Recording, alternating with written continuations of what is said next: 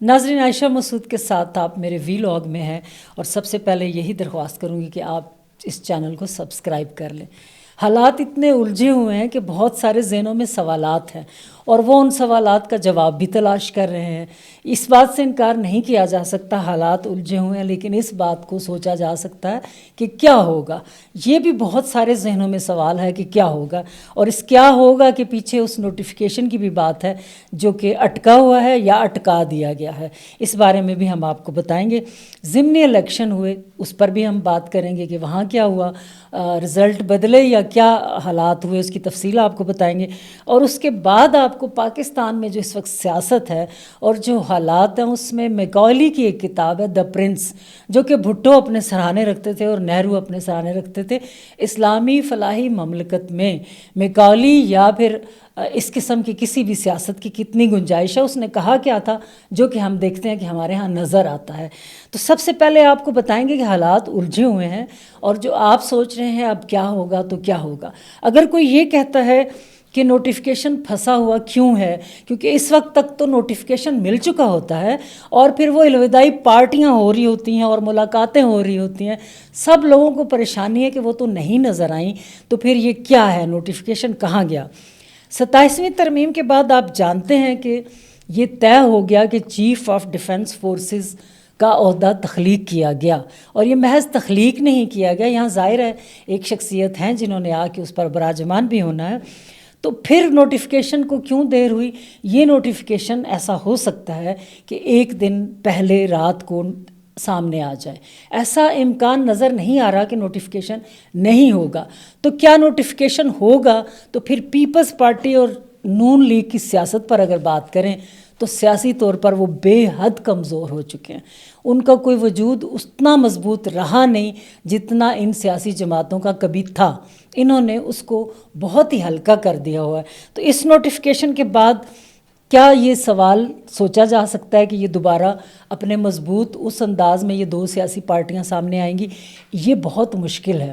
Notification بھی ہو جائے، اور اگر نوٹیفیکیشن جاری ہونے کے بعد چیف آف ڈیفنس فورسز بھی جنرل صاحب بن جاتے ہیں، تو بھی اس کے باوجود سیاسی پارٹیوں کا ایک بظاہر لگے گا کہ اس وقت آپ دیکھیں کہ یہ لوگ شاید بہت ان ہیں، لیکن دراصل ایک بہت بڑا نقصان ہونے جا رہا ہے۔ اس نقصان پر بھی بات کریں گے۔ اگر یہ دیکھا جائے کہ نوٹیفیکیشن نہیں ہوتا تو کیا ان حکومت میں اتنی دم خم ہے، اتنی جان ہے کہ یہ چیف کو تعیناتی سے روک دیں آفٹر 27ویں ترمیم؟ اور پھر آپ کو پتہ ہے کہ اس صورت میں وزارت دفاع سے سمری حاصل کرنی پڑتی ہے۔ تو کیا یہ حکومت اتنی ہے اس قابل کہ وزارت دفاع سے سمری حاصل کر لے گی؟ بہت مشکل نظر آتا ہے، کیونکہ اس وقت تک یہ دو سیاسی پارٹیاں انتہائی کمزور نظر آتی ہیں۔ بظاہر آپ کو لگتا ہے کہ یہ چھائے ہوئے ہیں شاید ہر طرف، لیکن حقیقت کچھ اور ہے۔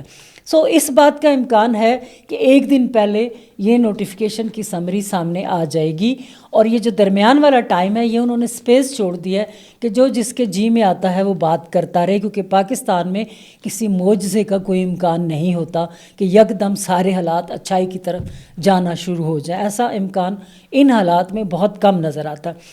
چیف آف ڈیفنس فورسز پہ بات کریں، جن کے بارے میں کہا جا رہا ہے کہ وہ نوٹیفیکیشن ہوتے ہی آئینی ترمیم کے بعد بھی طے ہو چکا، لیکن نوٹیفیکیشن ہوا تو ایک بہت پاورفل شخصیت کے طور پر آئیں گے، اور پھر ظاہر ہے کہ ساری فورسز بھی انہی کے انڈر ہیں، دونوں پارٹیوں کا وجود ہی نہیں رہا، تو پھر کیا ہوگا؟ جو وہ چاہیں گے وہی ہوگا۔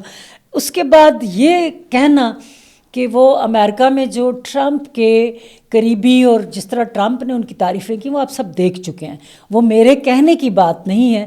اس کا مطلب ہے کہ وہ منظور نظر تو ہیں۔ Chief of defence forces notification لینے کے بعد، جبکہ منظور نظر اب بھی ہیں، منظور نظر تب بھی رہیں گے، لیکن اگر یہ کہیں کہ اگر وہ منظور نظر ہیں تو کیا شریف برادران اور زرداری کا کسی انٹرنیشنل اسٹیبلشمنٹ سے کوئی تعلق نہیں ہے، یا وہ ادھر نہیں جاتے اپنے اقتدار کے لیے؟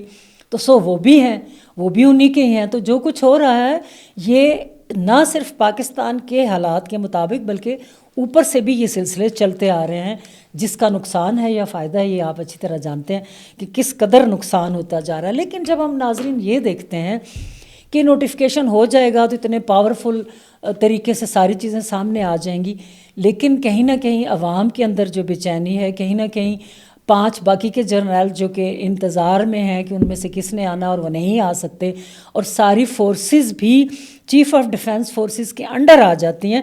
تو ایسے میں ایک واقعہ تاریخ میں ہے جس میں آرمی نے انکار بھی کیا آرمی چیف کو بنانے سے، اور وہ ہے مشرف کے دور میں نواز شریف کا فیصلہ کہ وہ جنرل ضیاء الدین بٹ کو آرمی چیف بنا چکے تھے، ان کا بیج بھی بن چکا تھا، لیکن ہماری آرمی نے اس کو آرمی چیف بنانے سے انکار کر دیا گیا تھا. کیا ہم سمجھتے ہیں کہ ان سارے مسائل کی سنگینی میں اگر تاریخ میں ایسا واقعہ ہو چکا ہوا ہے تو کوئی نہ کوئی ایسی صورت بھی سامنے آ سکتی ہے، حالانکہ بظاہر کوئی بھی اتنا مضبوط نظر نہیں آ رہا. اب آتے ہیں کہ نوٹیفیکیشن جاری ہو گیا اور ایک آرمی چیف جو کہ چیف آف ڈیفنس فورسز بھی بن گئے اور بڑی پاورفل شخصیت، چونکہ ٹرمپ کے ساتھ تعلقات اور انٹرنیشنل اسٹیبلشمنٹ کے اور دنیا بھر میں ایک جو ان کے بارے میں بات ہوئی، تو اس کا مطلب ہے کہ وہ خاصے پاورفل ہوں. لیکن کیا اس کو حرف آخر سمجھ لینا چاہیے؟ کیا یہ سمجھ لینا چاہیے کہ اتنے پاورفل شخصیت کے آگے تو کچھ بھی نہیں ہو سکے گا اور یہ نظام اسی طرح چلتا رہے گا؟ تو ایسا تبدیل کیا ہوگا؟ وہ تو آگے اپنی پاورفل جگہ پر تبدیل ہوگا سیاسی پارٹیاں، اور جیسا کہ میں نے پہلے ویلاگ میں کہا تھا، نظام چوپٹ ہوگا. یہ سیاسی پارٹیاں کسی طرح نہ یہ سوچیں، چاہے وہ مریم نواز ہیں، چاہے وہ نواز شریف ہیں، چاہے دیگر ہیں، زرداری صاحب ہیں، ان میں سے بہت سارے لوگ آپ کو ایئرپورٹ کی طرف جاتے نظر آئیں گے، ان میں سے بہت سارے لوگ آپ کو جہازوں میں بیٹھتے نظر آئیں گے. یہ کوئی نیا نظام سامنے آ سکتا ہے. ظاہر ہے صدارتی نظام پر بھی بات ہو رہی ہے. اب نیا نظام کی جب ہم بات کرتے ہیں کہ کون سا نظام آ سکتا ہے، تو مشرف دور میں سردار عبدالقیوم کے صاحبزادے سردار عتیق نے ایک بات کی تھی کہ ملٹری ڈیموکریٹک سسٹم پاکستان میں ہونا چاہیے یا ہو سکتا ہے. یہ جو آوازیں لوگ نکالتے ہیں یہ ان کے منہ میں ڈالی جاتی ہیں، اس طرح کے لوگوں کے منہ میں آواز یا بات ڈالی جاتی ہے تب وہ کرتے ہیں. ابھی دیکھتے ہیں کہ بلاول کا ایک جملہ آیا تھا سامنے کہ یہاں بے رحم قسم کی میجورٹیز، یعنی ایسی میجورٹی جس کو کوئی چیلنج نہ کرے، اور پھر سخت جمہوریت کی ضرورت ہے. لوگ کہنا شروع ہو گئے ہوئے ہیں کہ یہ قوم جمہوریت کے لیے نہیں بنی، ان کی شاید شکلیں نہیں اچھی، یا ان کا دماغ کھوپڑی میں دماغ سے خالی ہے کھوپڑی، یہ وہ قوم ہی نہیں ہے جس کے لیے جمہوریت ہے. تو یہ آوازیں منہ میں ڈالی جا چکی ہوئی ہیں. اب ہم دیکھتے ہیں کہ میکالی کی جو میں نے بات کی تھی لاسٹ میں ضمنی الیکشن پر آؤں گی، جو دا پرنس کتاب ہے وہ بھٹو کے تکیے کے نیچے بھی ہوتی اور نہرو کے تکیے کے بھی نیچے بھی ہوتی تھی.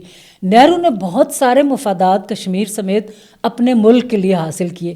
اب ذرا اسلامی فلاحی مملکت ہے، یہاں اگر اس پرنس کو دیکھا جاتا ہے یا چانکیہ کی سیاست کے اصول پڑھ رہے ہیں اس وقت لوگ، تو وہ یہ سوچ لیں کہ کہا میکالی نے کہ امیر کی طبیعت میں شیر اور لومڑی دونوں کی خصوصیات ہوتی ہیں، یعنی وہ شیر بھی ہوتا ہے اور وہ لومڑی بھی ہوتا ہے. کس طرح کہ شیر کی طرح حملہ آور ہوتا ہے اور لومڑی کی طرح مکر و فریب میں پڑ جاتا ہے. یہ اسلامی فلاحی مملکت میں میکالی کی یہ رول چل سکتا ہے. ہم تو کہتے ہیں جھوٹ نہیں بولنا، منافقت نہیں کرنی، دو چہرے نہیں ہونے، سچ کا نظام ہوگا، عدل کا نظام ہوگا. تو نظر تو ہمیں یہی آ رہا ہے کہ شیر حملہ آور ہے اور لومڑی کے مکر و فریب بھی جاری ہے. اس کے علاوہ اسی شخص نے کہا کہ جب ایفائے عہد نہ کر سکیں تو قانونی ہیلے اختیار کر لیں. تو آپ سوچ لیں کہ ہماری عدلیہ کہاں پہنچی اور کون کون سے قانونی ہیلے اپنی من پسند نہیں اختیار کیے گئے. تو یہ جو میکالی کی سیاست ہے یا پھر چانکیائی سیاست ہے، اس کا اسلامی فلاحی مملکت میں قائد اعظم نے جو فرمایا تھا اس میں کہاں سے آ گیا. اور پھر جو ہم شخصیات ہیں کہ اسلام کا نام لیتے ہیں تو پھر جھوٹ کی منافقت کی کہاں سے گنجائش نکلتی ہے. ناظرین اب میں آؤں گی ذرا دو باتوں پر کہ ضمنی الیکشن کے بارے میں بھی آپ لوگوں نے، خاص طور پہ ہمارے اوورسیز دوستوں نے دور بیٹھے دل اپنا جلاتے رہتے ہیں اور سنتے رہتے ہیں یہ باتیں. پنجاب میں ٹرن آؤٹ کم رہا، لوگوں نے ووٹ ڈالنے میں دلچسپی اس لیے نہیں لی کہ ان کی ووٹ کو عزت نہیں دی جا رہی. ووٹ کو عزت دو کا نعرہ بھلا دیا گیا ہے. جس کو وہ ووٹ دیتے ہیں وہ سامنے نہیں آتا، نتیجہ دوسروں کے حق میں نکلتا ہے. दूसरा मानसेरा में देखें तो एक बड़ी लीड के साथ जो जीत रहे थे वो आपने देखा कि सुबह के नताइज में वो शिकस्त खुर्दा थे। ये वही बात थी जो पहले माजी के इलेक्शन में हो चुकी है, यानी रूटीन बदली नहीं गई, आदात नहीं बदली, वतीरा नहीं बदला, वही का वही है। उसके बाद जो सबसे बड़ा, मैं मानसेरा के लोगों से कुछ से बात हुई, उन्होंने कहा कि हमारी जो वोट का देने जाने के लिए हमारा स्टेशन था, पोलिंग स्टेशन, वो 4-4, 2-2, 3-3 घंटे की ड्राइव पर रखा गया था। वो बेचारे जा ही नहीं सकते थे कि जहाँ वहाँ तक पहुँचते। यानी एक तो वोट को इज़्ज़त ना दो पे पंजाब नहीं निकला, और फिर वोटर को, मानसेरा के तमाम इलाकों में कुछ को जिन्हें पता था कि तहरीक इंसाफ को वोट देंगे, उन्हें बेइज्जत करने के लिए उनके वोट 2-2, 3-3 घंटे की ड्राइव पर रखे गए थे। तो ये तो वोट और वोटर की इज़्ज़त है पाकिस्तान में। आखिर में मैं बताऊँगी कि मरीम नवाज़ आज सारा दिन ये कहती रही कि जनरल फैज़ की बात कर रही थी कि जनरल फैज़ को देखें जी, तहरीक इंसाफ के हमायत करते थे जनरल फैज़, तो वो सवाल पूछ रही थी कि वो आज कहाँ है, कहाँ है आज जनरल फैज़। तहरीक इंसाफ को भी इन इलेक्शन के बाद कहनी कहाँ है तहरीक इंसाफ। अब सवाल ये है कि आज जो मरीम नवाज़ की हमायत कर रहे हैं वो कल कहाँ होंगे, और आज जहाँ तहरीक इंसाफ है वहाँ कहीं नून लीग ना हो, और आज जो तहरीक इंसाफ का लीडर जेल में है तो कहीं बाकी के लोग ना हो। ये सवाल बड़ा है। मैं आयशा मसूद को इजाज़त दीजिए।